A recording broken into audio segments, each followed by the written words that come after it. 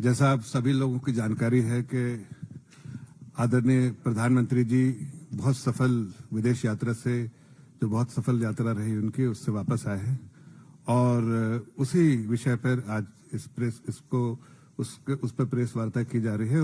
कुछ महत्वपूर्ण मुद्दे हैं उस पर जो है आदरणीय सुधांशु त्रिवेदी जी करेंगे। इनके बारे में इंट्रोडक्शन कह दे, हमारे मेंबर ऑफ पार्लियामेंट है भारतीय जनता पार्टी के, आप सब लोग इन्हें जानते भी हैं और ये राष्ट्रीय प्रवक्ता भी है, लेकिन साथ साथ इनकी प्रेस कॉन्फ्रेंस जो है बार बार आप लोगों के सामने होती है अलग अलग मुद्दे पर। आज भी एक बहुत महत्वपूर्ण मुद्दा है जिस पे ये प्रेस वार्ता करेंगे। आदरणीय सुधांशु त्रिवेदी जी। मित्रों, प्रधानमंत्री श्री नरेंद्र मोदी जी अपनी एक सुदीर्घ विदेश यात्रा करने के उपरांत आज वापस आए हैं। इस लंबी विदेश यात्रा में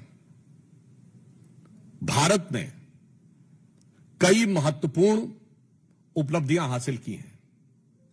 नंबर 1, आतंकवाद के विषय पर एक वैश्विक स्वीकार्यता प्रधानमंत्री जी के द्वारा अंतर्राष्ट्रीय मंच पर स्थापित हुई, जब ब्रिक्स शिखर सम्मेलन में आतंकवाद वाले विषय के ऊपर न सिर्फ सर्वसम्मति के साथ भारत के पक्ष का अनुमोदन हुआ, बल्कि प्रधानमंत्री जी ने बहुत स्पष्ट कहा कि आप हैं वो मूलतः बिहार के बक्सर की रहने वाली हैं।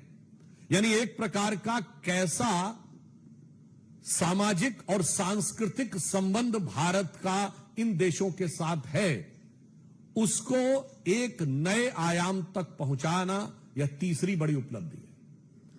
So I want to say categorically, after this immensely successful tour of the countries, there are 3 main takeaways. Prime Minister has unequivocally and categorically established the matter of terrorism at the BRICS, and he has said that the perpetrators of the terror and the victims of terror cannot be equated.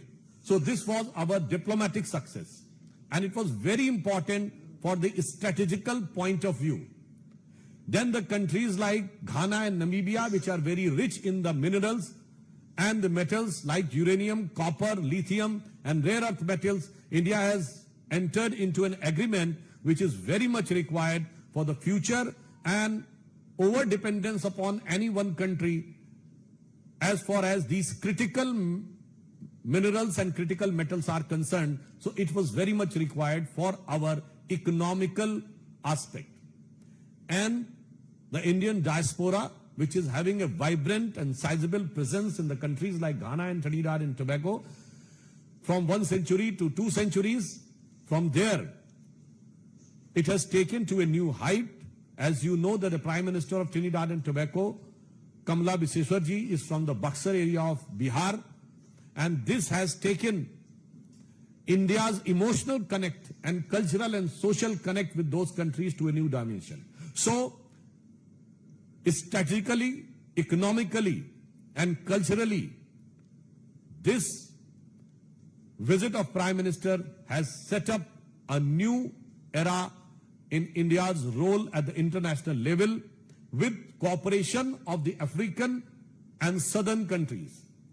Previously with Argentina, even the previous visits with Mexico, our strategy of aligning and taking together the global south has reached to new heights. प्रधानमंत्री जी को इस यात्रा के दौरान 4 देशों ने अपना सर्वोच्च नागरिक सम्मान दिया, और इसके द्वारा अब तक प्रधानमंत्री श्री नरेंद्र मोदी को 27 देशों का सर्वोच्च नागरिक सम्मान प्राप्त हो चुका है, और 17 देशों की पार्लियामेंट को वो एड्रेस कर चुके हैं। एक छोटा सा उदाहरण बताना चाहता हूं। अभी नामीबिया की पार्लियामेंट को एड्रेस करते हुए उन्होंने कहा कि Namibia is the biggest producer of diamond and India is the biggest processing unit of diamonds. तो उन्होंने कहा है कि भारत और नामीबिया के बीच में जो संबंध बना है, ये उस निखरते हुए हीरे की तरह और चमकदार होगा। सो आई जस्ट वॉन्ट टू से कि ये जो 27 देशों का सर्वोच्च नागरिक सम्मान प्रधानमंत्री श्री नरेंद्र मोदी जी को मिला है, ये मात्र प्रधानमंत्री जी का सम्मान नहीं है। ये इस अमृत काल में भारत वैश्विक क्षितिज पर जिस रूप में उभर रहा है, वो उस हर भारतवासी का सम्मान है। आप सभी जानते हैं कि भारतीय परंपरा में 27 नक्षत्र माने जाते हैं, तो मैं कह सकता हूं कि ये विश्व के आकाश पर जो प्रधानमंत्री श्री नरेंद्र मोदी जी को 27 सम्मान मिले हैं, ये विश्व के आकाश पर भारत की उभरती हुई शक्ति, भारत की उभरती हुई स्वीकार्यता के 27 ज्वाजल्यमान प्रतीकों की तरह है, जिसे अगर एक पंक्ति में मैं कहूं तो मोदी जी के इस यात्रा का संदेश सारगर्भित है। यह आदर है भारत का, जो भारत के जन जन को समर्पित है। इसके अतिरिक्त इस दृष्टि से भी यह यात्रा महत्वपूर्ण थी कि घाना में 30 वर्ष के बाद, ट्रिनिडाद में 25 वर्ष के बाद, अर्जेंटीना में 57 वर्षों के बाद और नामीबिया में 27 वर्षों के बाद भारत के किसी प्रधानमंत्री का दौरा हुआ। आज भारत प्रधानमंत्री श्री नरेंद्र मोदी जी के नेतृत्व में किस नए स्वरूप में आगे बढ़ रहा है। ब्रिक्स समिट हुई, एक दौर था हमारी सरकार आने से पहले जब ब्रिक्स में भारत को वीकेस्ट पॉइंट माना जाता था। Today India has become the brightest point in BRICS. हम विश्व के एकमात्र देश हैं जो ब्रिक्स के भी मेंबर हैं और क्वाड के भी मेंबर हैं। यह दर्शाता है कि प्रधानमंत्री श्री नरेंद्र मोदी जी के नेतृत्व में भारत की विदेश नीति अब एक नए युग में प्रवेश कर गई है। किसी जमाने में हम गुट निरपेक्ष हुआ करते थे, आज हम विश्व में सर्वसमावेशी की तरफ बढ़ रहे हैं। There used to be a time when India was considered as non-aligned. Now our foreign policy is all aligned. That's why we are the only country in the world which is a member of BRICS as well as Quad. और वैसे भी अगर आप लोगों ने इस विषय पर थोड़ा ध्यान दिया होगा, किसी ने पढ़ा होगा, तो यूरोपियन पार्लियामेंट्री रिसर्च सर्विस ने यह कहा है कि बाय 2035 वर्ल्ड एक मल्टीपोलर वर्ल्ड ऑर्डर की तरफ आगे बढ़ रहा है। आज वर्ल्ड की टॉप 4 इकोनॉमीज में सिर्फ एक यूरोपियन इकोनॉमी है, दैट इज जर्मन, और 2 एशियन है, इंडिया एंड चाइना।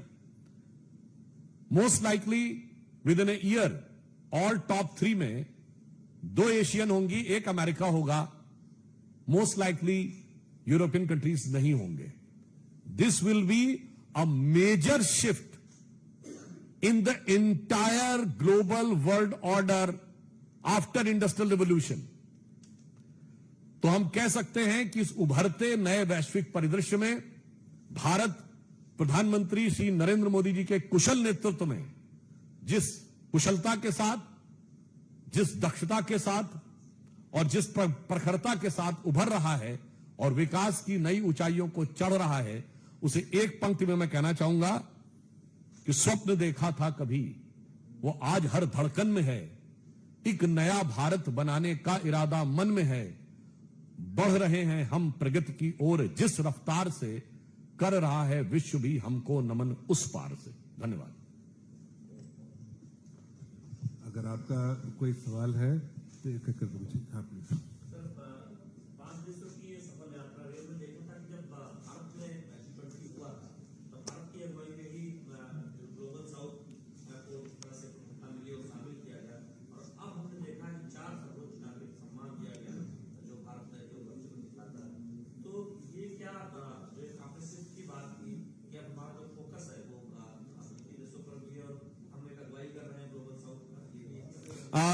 देखिए, हमारी सरकार आने के बाद विदेश नीति में फंडामेंटल चेंज आया। उससे पहले 3 ही चीजों में विदेश नीति रहती थी, डिप्लोमेटिक, इकोनॉमिक और मिलिट्री। हमने इसमें 2 डायमेंशन जोड़े, इंडियन डायस्पोरा एंड कल्चर। अब किसी विश्व के किसी एक क्षेत्र की तरफ संपूर्ण विदेश नीति को देखने की बजाय एक सर्वव्यापक और एक सर्वसमावेशी विदेश नीति का उदय मोदी जी के नेतृत्व में हुआ है। We are looking toward east also and we are having a very strong connect with the global south also. Sudhanshu ji ने जो कहा था क्वाड के मेंबर भी है भारत ब्रिक्स का भी मेंबर है और Bharat permanent invited G7 nation में। ये खिताब सिर्फ हिंदुस्तान को ही है, बाकी कोई ऐसा दुनिया का देश नहीं जो कि तीनों का मेंबर हो। कोई दूसरा सवाल किसी का हो? गौरव जॉर्ज प्लीज। ब्रिक्स सफल रहा है और भारत का डंका बजा है, लेकिन ट्रंप बहुत नाराज है, बोल रहे हैं कि 10% एक्स्ट्रा टैरिफ लगाएंगे ब्रिक्स वाले देशों पे, तो भारत पे भी रहेगा, इस पे क्या करेंगे? देखिए, वो उनके देश का अंदरूनी मामला है और जहां तक भारत के साथ ट्रेड डील है उस विषय पे वार्ता चल रहा है। परंतु एक बात बहुत स्पष्ट है कि भारत अपने वाणिज्यिक हित, यानी जो हमारे व्यापारिक हित हैं, अपने सामरिक हित जो हमारे मिलिट्री इंटरेस्ट हैं, और अपने कूटनीतिक हित यानी जो डिप्लोमेटिक इंटरेस्ट हैं, उनको सेफ गार्ड करने के लिए पूरी तरीके से कृत संकल्पित है। और ये 2016 के पेरिस से लेके बाली 2014 से लेके और हाल के ब्रिक्स तक यह स्पष्ट दिखाई पड़ा है। इसलिए भारत के जन जन को पूर्ण विश्वास है कि मोदी जी के नेतृत्व में भारत के सभी हित सभी परिस्थितियों में पूर्णतः सुरक्षित और सुदृढ़ है।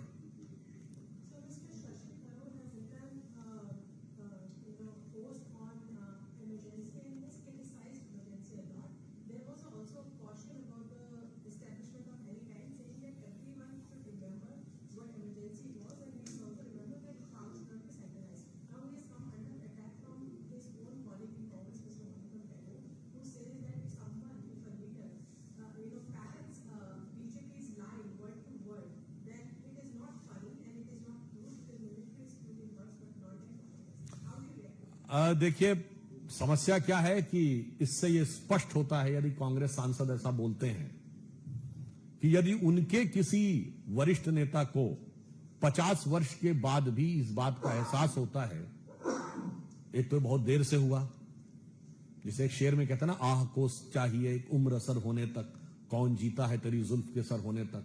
तो 2 उम्र निकल गई, यानी अगर 25 साल की एक जनरेशन माने तो 2 जनरेशन निकल गई। अब इसके बाद भी यदि कांग्रेस पार्टी इसका विरोध करती है, इससे बहुत स्पष्ट है कि वो इमरजेंसी की मानसिकता को सही मानते हैं और आज भी पूरी निर्लज्जता के साथ उसका समर्थन करते हैं। और जिसका प्रमाण अभी आपने देखा है। इमरजेंसी क्यों लगी थी? क्योंकि इंदिरा गांधी जी का चुनाव रद्द कर दिया गया था। तो कांग्रेस ने कहा कि संवैधानिक संस्थाओं की मान्यता हमारी चुनावी हार जीत के आधार पर तय होगी।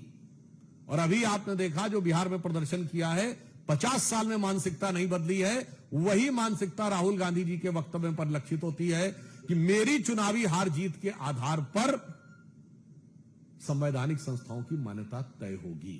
तो यह दर्शाता है कि पीढ़ियां बदल गई पर सोच नहीं बदली। कल से और किसी का सवाल नहीं, तो बहुत बहुत धन्यवाद, आप लोग इस प्रेस वार्ता में आए। Thank you.